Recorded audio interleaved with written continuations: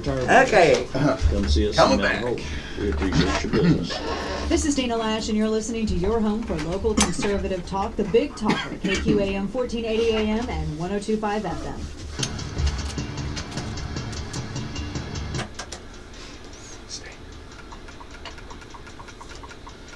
18 minutes past the hour. Welcome back into the Voice of Reason right here on KQAM on a Friday. Celebrating local activism, celebrating the men who deserve it so much. In studio with Robin Lace along with the Midwest Battle Buddies here. And Tony is on the mic with us as well. Good morning, Tony. How are you, sir? Good morning. Hey, good morning. So, all right, talk to us a little bit here. You're one of the great guys that trains these dogs. How do you do it? How do you get a dog to understand someone's needs, understand that they can be therapeutic, they can be helping, they can be whatever? I mean, how long does it take to train a dog for something like that?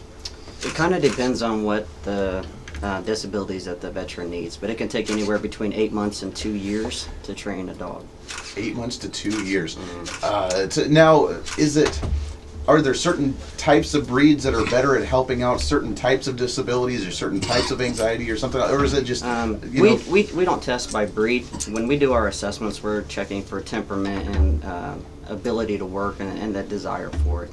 So we don't care if it's a pit bull or a Doberman, or anything in between. The only thing that we don't do is anything smaller than the size of a beagle. ADA law requires the handler that the dog does at least 3 tasks. And so if you get something much smaller, like a Chihuahua or a Yorkie or something like that, sure. They can't open doors for you. They can't. It's very highly unlikely that they're going to pick up, things that the veteran may need, like that's on the ground. Mm-hmm. So we try to stick with medium to larger dogs, but we'll go, anything from a Beagle to a Great Dane, as long as it has what we're looking for. Sure, absolutely. We train. Now, what kind of disabilities do you have you helped different veterans with? Physical disabilities, mental, both? I mean, we've done both. We have a couple of them that do seizure alert. We have some dogs, most of them, all of them do PTSD, as well as balance assist and mobility assist. How many dogs have you trained? Right now we only have a couple of them that have been actually fully certified, but we have about 16 that are in training right now. In training right now. And what are the age groups? You usually try and, is it better to find them as a puppy to grow up before? We prefer to have them between 6 months and a year, but we don't take anything over 4 years old into training. 4 years. Mm-hmm. How cool. Now, money-wise, financial, to train these, to be able to get them ready for a veteran, what kind of finances does this take, or what kind of manpower does this take? For PTSD, it usually, like I said, takes anywhere between 8 months and a year for PTSD. Those cost around $3,200 for each one of those, and the price goes up from there. It can go upwards to about $18,000, depending on what all services the dog needs to provide. Wow, you guys are doing such a wonderful service here, and we have 3 dogs in studio right now. There's what type of breeds are all these again? Cuervo is a German Shepherd. Carter is a Boxer mix, and then Kino is a Malamute mix. How cool! How cool! 3 big dogs. 3 and very they're big just dogs. loving each other and sleeping there on the floor. Don't tell my wife here. She's going to say, "Can you bring one home, please?" I know, right? No, I should have brought my Great Dane. Nobody would be able to move in here. That's right. Well, Robin, talk to us about the meeting coming up December 7th. Mm-hmm. The VFW. All of this working all as one thing. Okay. Oh, it's 8th? Is it the 8th? The 8th. Okay, the 8th. On the 7th. Okay. Why don't you pop over here? Let's go ahead and bring Chip in, because Chip can help me with this event coming up at the VFW, the location of that. It's actually at the VA. Okay. Here in Wichita, Okay. and it's a town hall meeting they'll be having. Okay. And I plan on addressing them about the need for these service dogs and Right. the change of thinking that needs to come about. Right now we're using 50-year-old thinking where we have to go to these specifically bred for service animals that are going to cost you $18,000 right out of the gate. Sure. Through the hard work that Tony and the rest of the team have all done, we've been able to take rescue dogs, assess them, and use them for these guys, and we can do this for a fraction of that cost. Sure. But we can't get any help from the VA because we're not going through their channels that they say I need to go through. Imagine But that, yet the they still keep inefficiency sending of the the department. Yeah, they keep Right. sending the veterans to us, Yeah. but Sure. they don't send any finance. I had a veteran approach me last night. He actually is from Kansas City. and he's tried so many things, and he's really looking forward to listening to this morning. Even though he's in Kansas City, he's tuned in. We love you, Pat. So it's a big need. And tell him he needs to contact us. We're I will. Midwest Battle Buddies on Facebook, MidwestBattleBuddies.org on the net. Do you know if that's up yet? Did Stacy get done? Okay. That may be under construction, but you can get to us either way. Well, the Facebook is there. The Facebook is definitely there. Okay, Yes. and that's Midwest Battle Buddies on That is. Facebook. Yep.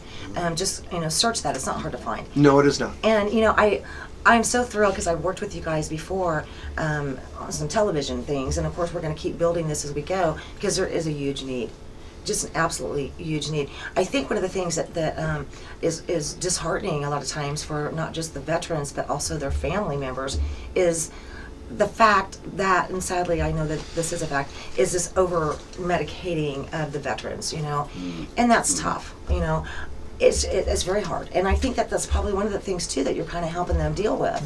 The dogs are very helpful in that respect. We've had people tell us if they either greatly reduce their meds, which they don't like to take because it makes them feel like zombies, from what I understand. Sure, absolutely. And some of them are completely off their meds. We've had guys that could not come out of their home because of all their issues, and they're going to college now. So, these dogs do great things, and it's really a good cause. It almost seems like, that's how they pawn it off. Oh, okay, you're having a problem. Here's some meds. Go home and have a good day. It's a nice next, kind of thing running through. So this is the true therapeutic way to actually help heal, rather than just masking it with a bunch of drugs to where you feel foggy all the time. How long have you guys been doing this? We've been the nonprofit's been up about 2 years now. About 2 years. Yeah. Wow. And where did this idea come from? Just the idea of, hey, we need something like this. We see the positives of this, or hey, you know what? I had this dog. It kind of did it on its own, and I want to kind of jump in and make this happen. Tony, he was training. I met him because I was training a dog, and I hired Tony. Okay. And we started working together a little bit. And he had veterans coming to him needing service dogs. Sure. But the cost of doing the service dogs is so astronomical. These guys are on disability. You can't win.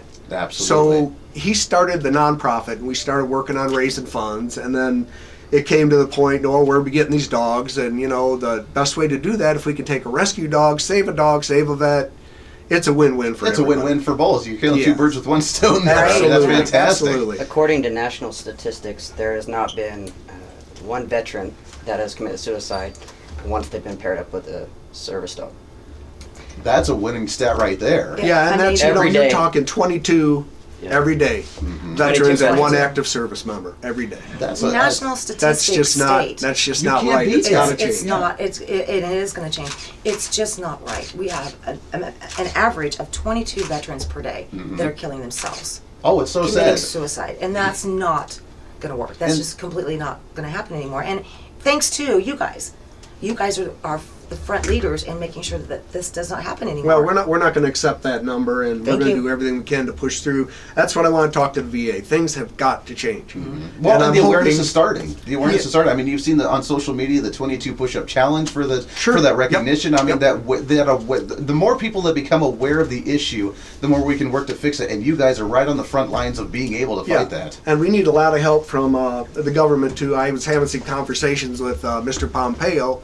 We were going to get together after the elections and talk about some of these things, but now apparently he's going to Washington to do Sure. something else, so it's probably not going to happen. But I hear some of these folks are going to be at the VA on the 7th, so I plan on addressing directly to them also. Absolutely, absolutely. We'll talk about some of the red tape that you have. You mentioned, the VA and some of the troubles of them sending you, hey, we got some more people that you need dogs for, kind of thing, but you're not getting the financing, you're not getting the support. What are some of the roadblocks that you're running into as you're trying to expand this program?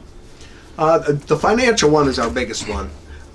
We're not getting any financing, so everybody's working out of their house. We don't have a proper facility where we can have a bunch of dogs there that we can train on a daily basis. They're running around letting dogs in, letting out, and it's pretty chaotic, I guess you would say, for your day.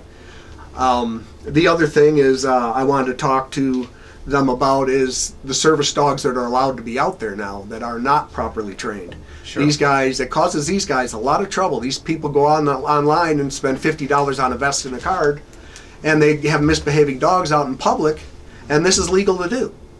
I have a problem And with when that. these guys show up with their dogs, they get a hard time because of the other people. Sure. It's just not fair to our veterans It's and just the not other fair. people who need a service dog. And in those ones that aren't properly trained, you probably have to retrain them, which just costs more time, more investment, more money. Most of those dogs wouldn't qualify to be a service dog to begin Oh, with. They really? would not assess. Oh, No. well, No. that's comforting. No, they flat out, we would reject them. 85% of the dogs that we assess will not make it through a service Won't dog even program. make it, really. Right. So you guys are very particular on what kind of dog and make sure they're, that, as you mentioned, the right mentality for them. They have the want to actually want to do this, Right. rather than being forced to do something that they don't really feel comfortable doing. Correct. And we spend a lot of time just pairing the dog. We'll do introductions with the dog and the veteran. And we got to find that right mix that they really click and have a team, because that's how they get to the point that they can alert on the seizures and night terrors and things like that. That's not something you don't go out and get a box of bones and teach a dog to do that. It doesn't work like that. It's something that they come through together as a team. Absolutely. We do Absolutely. some of the training before the dog ever goes to the veteran. We do house manners and the basic obedience, but since I have some of the similar issues that my brothers and sisters have, I train them to alert on mine, just so the dogs kind of have a cue as to what to look for and the possibility of when their veteran needs them. Sure, absolutely. We No. teach a lot of handler awareness. So we teach a lot of where the dog is actually watching the handler even when they walk. Really? We do this a lot just because it helps with distraction, but it also helps with the dog being able to alert. Dogs can, they read micro expressions in human beings, just like another human would. So they're the only animal on Earth that can read a human's expression just like another human. So if our dogs are paying attention to their handler, they can pick up on those small cues of when their anxiety or when something else is about to happen. Sure. And they can alert the handler from there. Sure, sure. I have a question, if that's okay with you. Yeah, let's take a bottom of the hour break here. We got a hard break Right. coming up here. When we come back, we'll touch on that Close. and then get into some of, as you mentioned, some of the fundraising things that have been happening elsewhere that may or may not be beneficial to your guys' cause and to the movement, to the image of some of these movements. Bottom of the hour break. This is the Voice of Reason on KQAM. Your thoughts and calls when we come back as well. 721-8255-721 Talk. This is the Voice of Reason on KQAM.